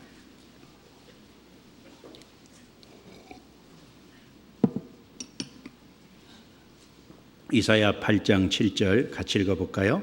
그러므로 주 내가 흉룡하고 장일한 큰 하수 곧 아수르 왕과 그의 모든 위력으로 그들 위에 덮을 것이라. 그 모든 골에 차고 모든 넘쳐게 언덕에 넘쳐 흘러 유다에 들어와서 장일하고 목에까지 미치리라 됐습니다. 하나님이 아수리를 이끌어들여서 이스라엘을 심판할 것을 이렇게 말씀하셨는데 그걸 가리켜서 흉룡하고 장일한 큰 하수라 그랬고, 큰 하수가 옴으로 말미암아 그것이 이스라엘 땅을 덮음으로 모든 넘쳐게 넘치고 유다에 들어와서 창이라고 목에까지 미치리라. 그러니까 어떤 이방 세력을 끌어들여서 이스라엘을 심판할 것을 그것을 큰 하수에다가 큰 물에다 비교했습니다. 그러니까 마지막 이 적그리스도 그리고 용이 이스라엘을 박해하고 핍박할 때, 이스라엘을 멸절시키려고 할 때 어떤 다른 세력을 통해서 그 일을 하려고 할 겁니다. 그러나 어쨌든 하나님의 초자연적인 도움으로 그것이 성공하지 못합니다. 하나님이 특별히 보호하시죠. 스가랴 13장 넘겨보시죠. 스가랴 13장.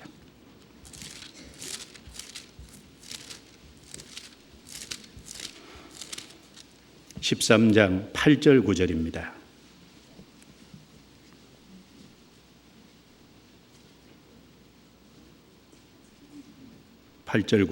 자, 같이 읽을까요? 여호와가 말하노라 이 온 땅에서 3분의 2는 멸절하고 3분의 1은 거기 남으리니 내가 그 3분의 1을 불 가운데 던져 은같이 연단하며 금같이 시험할 것이라. 그들이 내 이름을 부르리니 내가 들을 것이며 나는 말하기를 이는 내 백성이라 할 것이요 그들은 말하기를 여호와는 내 하나님이시라 하리라. 3분의 2는 멸절하고 3분의 1은 남는다. 3분의 1은 불 가운데 던져 은같이 연단한다. 하나님이 유대인 3분의 1을 특별히 보호하십니다. 14장 4절입니다. 그날에 그의 발이 예루살렘 앞 곧 동평 감람산에 서실 것이요 감람산은 그 한가운데가 동서로 갈라져 매우 큰 골짜기가 되어서 산 절반은 북으로 절반은 남으로 옮기고 5절 같이 읽습니다. 그 산 골짜기는 아셀까지 미칠지라. 너희가 그의 산 골짜기로 도망하되 유다 왕 우시야 때의 지진을 피하여 도망하던 것 같이 하리니 나의 하나님 여호와께서 임하실 것이요 모든 거룩한 자가 주와 함께 하리라. 바로 이 말씀이 요한계시록 12장 그 뒷부분의 말씀과 연결된 말씀입니다. 하나님의 특별한 보호를 받습니다. 그러니까 이 용이 자기의 계획이 수포로 돌아가고 자기가 목적하던 이스라엘을 멸절시킬 수 없으니까 크게 분내어 14만 4천 명과 싸웁니다. 그래서 14만 4천 명이 다 순교하게 되잖아요. 요한계시록 12장 넘겨보겠습니다. 12장.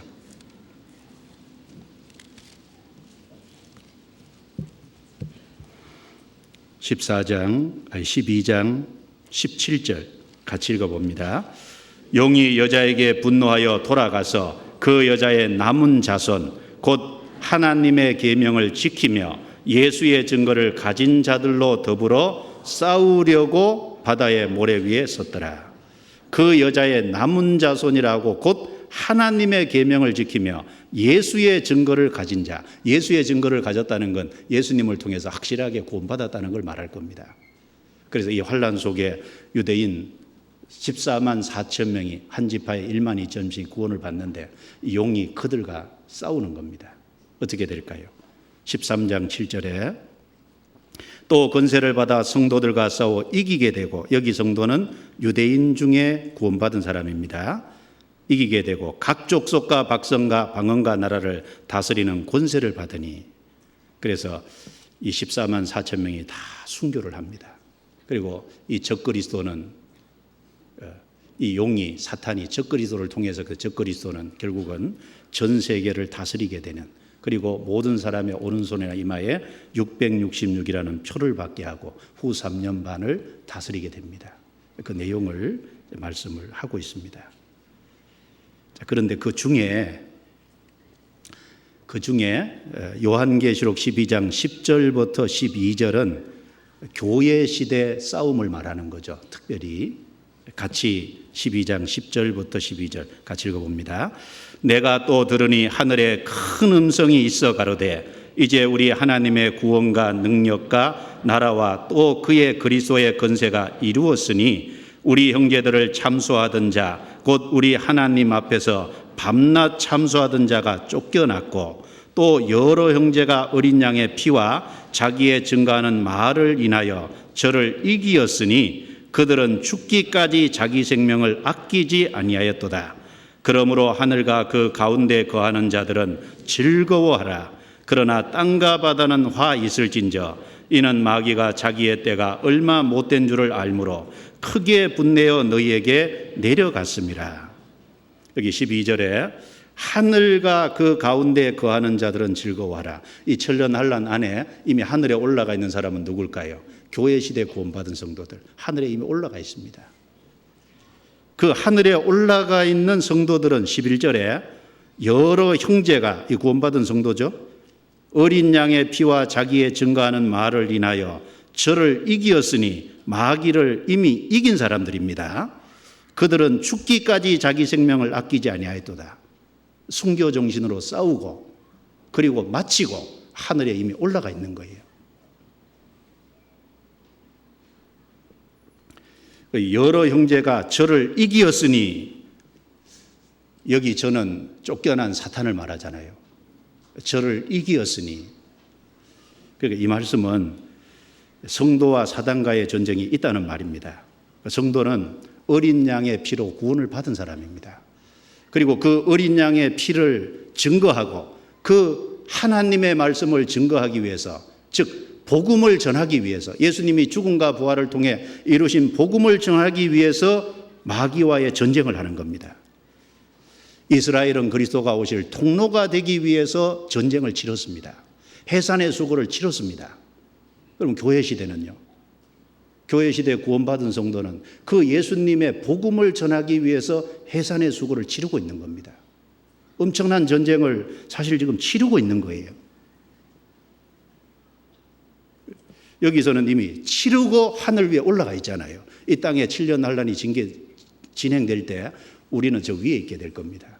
하늘에 있는 자들은 즐거워하라. 그렇죠. 그 개국 이래로 없던 이 땅에 환란이 있을 때 교회 시대에 구원받은 성도는 저 위에 올라가 있잖아요. 어떻게 하고 올라가 있습니까? 이기고 올라가 있는 거예요. 그렇죠? 승리하고 올라가 있는 겁니다.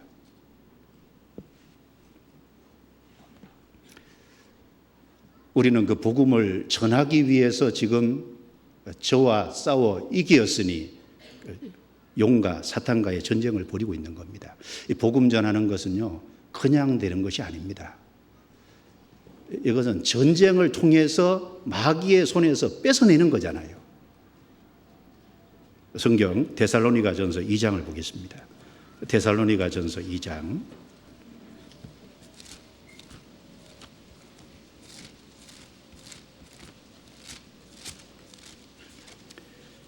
그래서 이 7년 환란 안에 구원받는 유대인 14만 4천도 순교당하고 올라갑니다. 그러면 교회 시대 성도들도 순교당한다는 각오로 싸워야 되잖아요. 우리가 보이지 않는 하나님이 살아계시다는 걸 믿는 동시에 보이지 않는 마귀가 있다는 것도 반드시 믿어야 되거든요. 우리가 심상하게 생각해서는 안 됩니다. 성경 데살로니가전서 2장입니다. 데살로니가전서 2장 2절부터 4절, 2절부터 4절 같이 읽어봅시다. 너희 아는 바와 같이 우리가 먼저 빌립보에서 고난과 능욕을 당하였으나 우리 하나님을 힘입어 많은 싸움 중에 하나님의 복음을 너희에게 말하였노라. 우리의 권면은 간사에서나 부정에서 난 것도 아니요 괴계에 있는 것도 오직 하나님의 옳게 여기심을 입어 복음 전할 부탁을 받았으니 우리가 이와 같이 말하면 사람을 기쁘게 하려 함이 아니요 오직 우리 마음을 감찰하시는 하나님을 기쁘시게 하려 함이라. 여기 바울 사도가 데살로니가 교회에 편지 쓰면서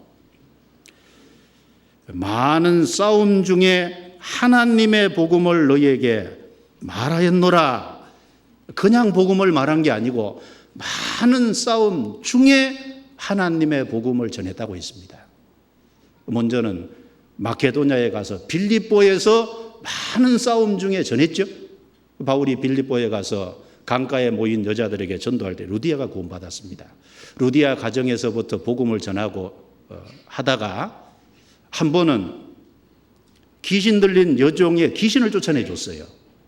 근데 이 귀신 들린 여종의 주인들이 여종이 귀신이 들렸으니까 점을 잘 봐서 주인에게 이득을 많이 남겨줍니다. 귀신이 이제 쫓겨나갔으니까 점을 못 보잖아요.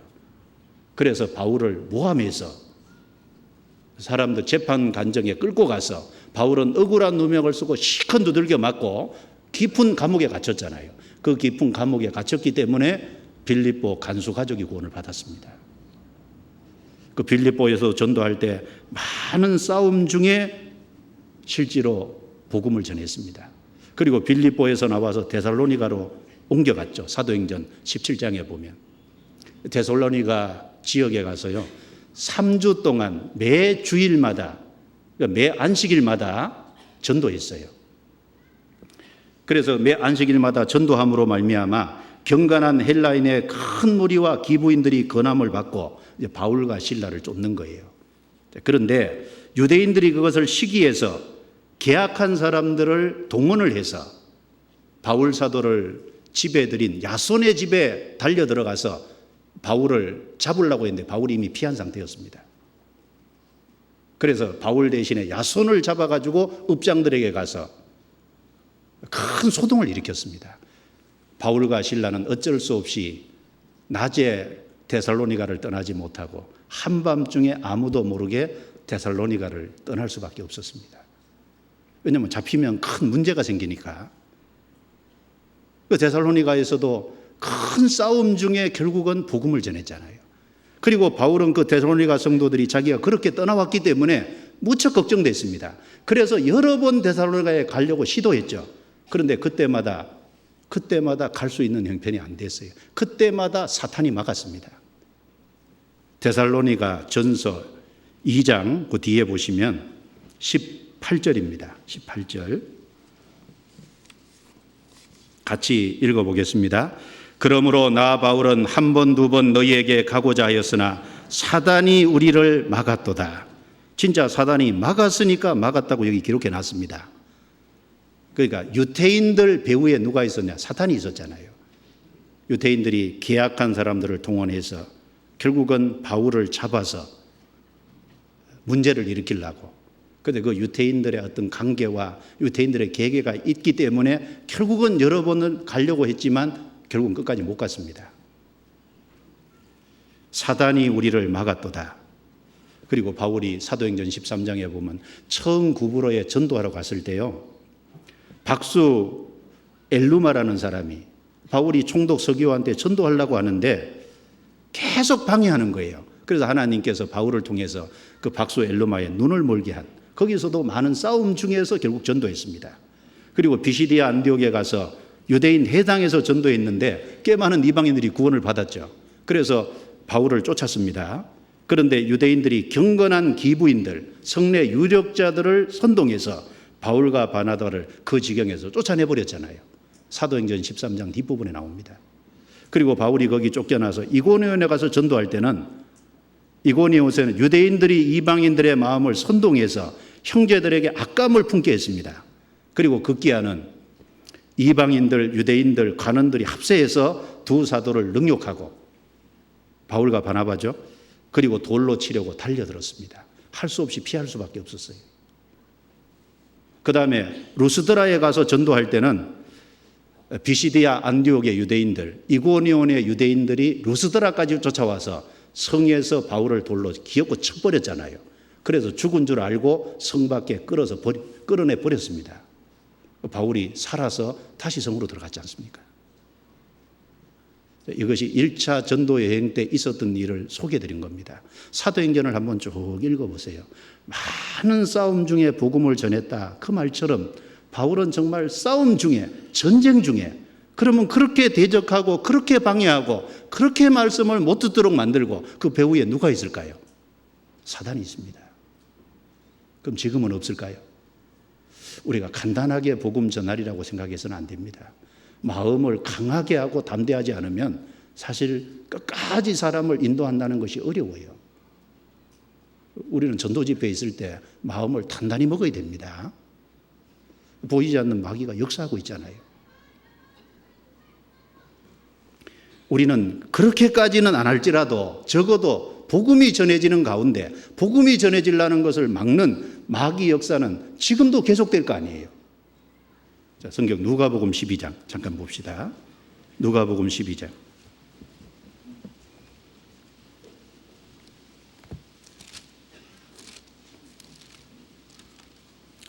(12장) 51절부터 53절입니다. 같이 읽어보겠습니다. 내가 세상에 화평을 주려고 온 줄로 아느냐? 내가 너에게 이르노니 아니라 도리어 분쟁케 하려 함이로라. 이후부터 한 집에 5 사람이 있어 분쟁하되 셋이 둘과 둘이 셋가 하리니 아비가 아들과 아들이 아비와 어미가 딸과 딸이 어미와 시어머니가 며느리와 며느리가 시어머니와 분쟁하리라 하시니라. 왜 분쟁할까요? 복음 때문에. 복음을 받아들인 사람과 복음을 안 받아들인 사람으로 딱 구분됩니다. 어떤 한 가정에 복음이 딱 들어가면요, 구원받은 사람과 구원 안 받은 사람이 딱 갈리는 거예요. 그래서 둘이 셋씩, 그리고 셋이 둘과, 부모 자식 간에, 남편과 아내 사이에 갈리잖아요. 그런데 그 싸움 중에 전하는 겁니다. 그 싸움이 없으면 전이지 않아요. 복음이 들어가면 당연히 전쟁이 있는 겁니다. 한 가정에 아예 복음이 안 들어가면 그런 전쟁이 없을 거예요. 근데 복음이 들어감으로 인해서 영적인 전쟁이 시작이 되는 겁니다. 왜냐하면 이 세상은 예수님을 버린 세상입니다. 성경 베드로전서 2장 4절에 사람에게는 버림바가 되었으나 하나님께는 택하심을 입은 보배로운 산돌이신 예수에게 나와. 예수님은 사람에게는 버림바가 됐잖아요. 예수님이 버림받은 세상에서 예수님을 따르는 우린도 사람에게는 버림받는 것이 당연하잖아요. 사람이 우리를 잘 인정해 주지 않습니다. 디모데후서 3장 12절에 누구든지 그리스도 예수 안에서 경건하게 살고자 하는 자는 핍박을 받으리라. 우리 죄 때문에 미움을 받아서는 안 되겠죠. 그러나 복음 때문에는 내가 분명한 태도를 취하면 틀림없이 싸움이 일어날 겁니다. 타협하고 살면 싸움이 없을 거예요. 타협하고 살면 핍박도 없을 겁니다. 그런데 태도를 분명히 하면 틀림없이 싸움이 일어날 겁니다. 둘이 셋과 셋이 둘이 분명히 그런 일이 있습니다. 다음 주에 전도 집회입니다. 엄청난 싸움이 있을 겁니다. 우리는 전쟁을 치를 각오를 해야 됩니다. 그리고 우리 각자는 여기 참여돼야 됩니다. 여기 이제 마귀는 집회를 방해하려고, 듣지 못하게 하려고, 깨닫지 못하게 하려고 여러 가지로 방해할 거 아니에요. 처음부터 말씀드렸던 것처럼 마귀가 교회에서 하는 여러 가지 행사 중에 전도 집회를 제일 싫어할 것 같아요. 구원받은 사람이 그때 많이 일어나니까. 그 마귀는 어떻게든지 땅에 두루 돌아 여기저기 다녀왔나이다. 마귀는 어떻게든지 역사하고 있는데 구원받은 사람들이 정신 차려야 되잖아요. 전쟁 치르는 겁니다. 전쟁 치를 때는 허리에 띠를 딱 묶어요. 아주 마음을 단단히 하고 나가잖아요. 우리는 다음 주 전도 집회를 위해서 마음을 그렇게 해야 됩니다. 마귀가 방해하기 위해서 최선을 다한다면 우리는 그 마귀의 권세에서 사람들을 끄집어내기 위해서, 마귀와의 전쟁에서 이기기 위해서 우리는 최선을 다해야 됩니다. 자, 요한계시록 12장 넘어가 보겠습니다.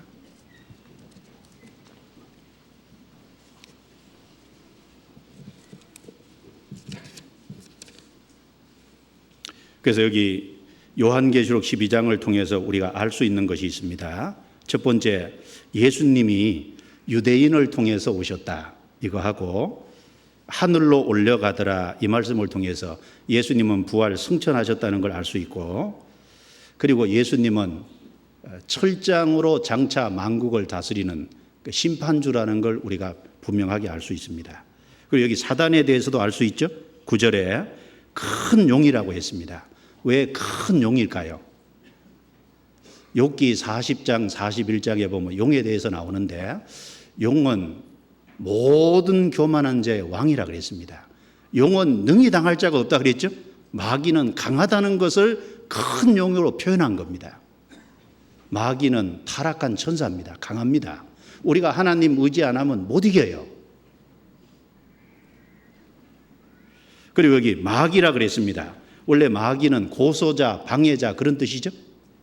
그리고 사단이라는 말은 원래 고유명사가 아닙니다. 일반 명사인데 이게 사단이라고 고유명사가 된 건데, 원래 이제 사단이라는 말 뜻은 대적자, 원수 그런 뜻이거든요. 그러니까 사단은 마귀고 사단이다. 그 말은 이 마귀는 고소자고, 그리고 동시에 대적자고 원수라는 겁니다. 구원받은 사람의 원수고 하나님의 원수입니다. 그리고 여기 마귀는 온 천하를 깨는 자잖아요. 마귀는 어떻게든지 사람을 꿰려고 합니다. 에덴 동산에서 하와를 깼잖아요. 역사 속에서 계속 우상으로 이스라엘 민족을 깨왔잖아요. 온 천하를 깨는 자라. 이 마귀의 속성을 잘 알 수 있잖아요. 그러면 구원 안 받은 사람도 깨지만 구원받은 사람도 계속 꼬시려고 할 거 아닙니까? 우리 마음을 약하게 하면 시험 받을 수 있습니다. 염려와 그리고 불평불만이 있으면 마귀가 딱 밥이 되기 쉬운 거예요. 교만하면 마귀 밥이 되기 참 쉬운 겁니다. 그리고 뒤로 물러가면 마귀 밥이 되기 쉬운 거예요. 무리에서 떠나면 마귀 밥이 되기 쉬운 겁니다. 여기 온 천하를 틀림없이 깨는 자라 그랬습니다. 그리고 마귀는 여기 9절에 보면은 형제들을 참소하던 자 곧 우리 하나님 앞에서 밤낮 참소하던 자라 그랬습니다. 마귀는 참소하는 자거든요. 하나님 앞에서 사람을 참소하잖아요. 참소하는 것은 마귀에게 속한 겁니다. 구원받은 사람이 구원받은 사람 참소하면 안 되거든요. 그 참소는 형제 자매들이 잘 되기를 바라야지. 형제 자매들이 주님 앞에 바르게 되기를 바라고 잘 되기를 바라고 축복되기를 바라고 이렇게 해야지. 형제 자매를 참소하는 것은 바로 그건 형제 자매들이 할 일이 아닙니다. 그건 마귀에게 속는 거예요. 마귀는 참소하는 자입니다. 그리고 이 마귀는 성도를 핍박하고 환난 속에 유대인들을 끝까지 핍박하는 자잖아요. 마귀는 핍박자입니다. 박해자입니다. 그리고 여기 우리는 마귀의 운명을 알 수 있죠. 마귀가 지금은 하늘과 땅을 왕래합니다. 그런데 앞으로 7년 환난 속에는 하늘에서도 완전히 쫓겨나고, 그리고 요한계시록 19장 20장에 가면 마귀가 어디 들어가죠? 마귀가 불못에 들어가거든요. 그렇죠? 무저갱에 들어갔다가 결국은 불 속에 들어갑니다. 그리고 여기 우리가 하나 알 수 있는 것은 이 7년 환난 속에 구원받지 못하고 이 땅에 살다가 환난 속에 들어가는 이 이방인들, 이 사람들은 화가 있다는 겁니다. 12절을 통해서 그걸 알 수 있죠. 땅과 바다는 화 있을진저. 우리는 구원의 문제를 확실하게 살고 있다가 복음의 역사에 참여하고 있다가 이 7년 환란이 있을 때 위에 가서 그 즐거워하고 있는, 그리고 주님의 영광 가운데 참여하는 자가 될 겁니다. 그리고 이제 여기 성도는 마귀를 이기고 세상을 이기는 사람입니다. 뭘로 이길까요? 믿음으로 이깁니다. 그래서 요한일서 5장 4절 5절에 하나님께로서 난 자마다 세상을 이기느니라. 세상을 이기면 이것이니 우리의 믿음이니라. 구원받은 사람은 믿음으로 이깁니다. 그리고 또 뭘로 이길까요? 예수님의 피로 이깁니다. 사실은 우리가 예수님의 피는 우리를 구원했고, 우리 신앙생활 속에 우리의 허물을 예수님 피는 계속 깨끗하게 하고 있고, 이 세상에서 구별되게 하는 것도 예수님의 피고, 그리고 우리가 주님을 섬겨가는 것도 예수님의 피고, 그리고 우리 삶에 적극적으로 봉사에 참여하고 다른 영혼들을 건져가는 것도 예수의 피가 힘이 있잖아요. 예수님의 피로 이기거든요. 그리고 저희의 증거하는 말은 말씀이잖아요. 말씀으로 이깁니다. 구원받은 사람의 무기가 뭘까요? 말씀입니다. 예수님은 마귀의 시험을 받을 때 다른 아무 무기 쓰지 않고 말씀으로만 물리쳤습니다. 저희의 증거하는 말씀이죠. 그리고 또 하나는요, 여기 그들은 죽기까지 자기 생명을 아끼지 아니하였도다. 무슨 말입니까? 순교 정신으로 싸웠다는 겁니다. 우리는 마음을 단단히 하는 것이 필요합니다. 에스더가 아하수에로 왕 앞에 이스라엘의 구원을 간청하러 나갈 때 죽음은 죽으리다 그 말 있잖아요. 순교 정신으로 나갔거든요. 교회 역사 속에 정말 허리를 단단히 묶고 마음을 아주 굳게 하고 강하게 하고 담대히 하라. 그래서 우리가 예산을 든든히 세우고 집회 같은 거 있으면 마음을 아주 든든히 먹고 일주일 꾸준히 참여한다는 게 어렵잖아요. 성도들도 정신 차리고 참여해 줘야 되거든요. 그리고 새로 오는 사람도 꾸준히 참여시키기 위해서는요, 적극적인 마음 자세가 필요하잖아요. 잘 듣는데 목요일쯤 친구가 와서 안 와요. 우리가 긴장 딱 푸면요, 금방 안 오거든요. 어떻게든지 빠져나갈 틈을 찾기 때문에요. 그 배후에 어떤 사탄의 역사도 있을 겁니다. 마음을 듣지 못하게 하려고 미혹하는 그런 게 있을 거예요. 그래서 죽기까지 자기 생명을 아끼지 아니하였도다. 다음 주에 집회 앞두고 우리 마음을 좀 단단히 하고, 역사 속에서 계속 전쟁에 왔는데 우리가 그 전쟁에 참여하고 있는 겁니다. 그 하늘의 전쟁이 지금 땅에도 그대로 진행하고 있습니다.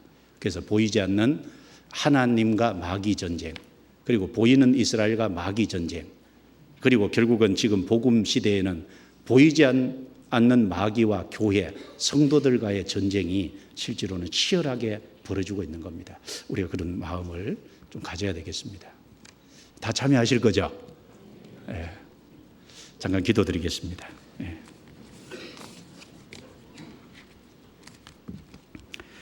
하나님 감사합니다.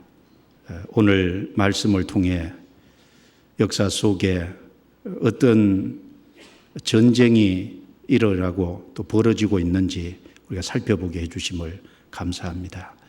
우리를 구원받게 해주시고 하나님의 몸된 교회 해주시고 이 주님의 영광스러운 교회에 참여돼서 복음을 위해서 마귀와의 전쟁을 할 수 있도록 그 참여될 수 있도록 축복해 주신 것을 감사합니다.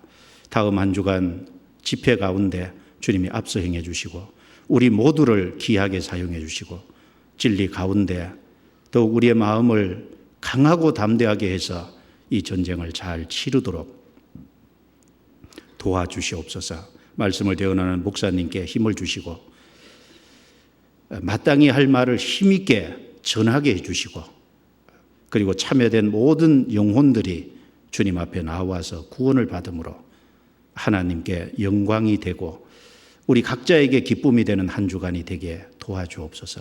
모든 것을 주님이 앞서 행해 주시기를 간절히 간구합니다. 돌아가는 발걸음 함께해 주옵소서. 우리를 구원해 주신 주 예수님 이름으로 기도드리옵니다. 아멘.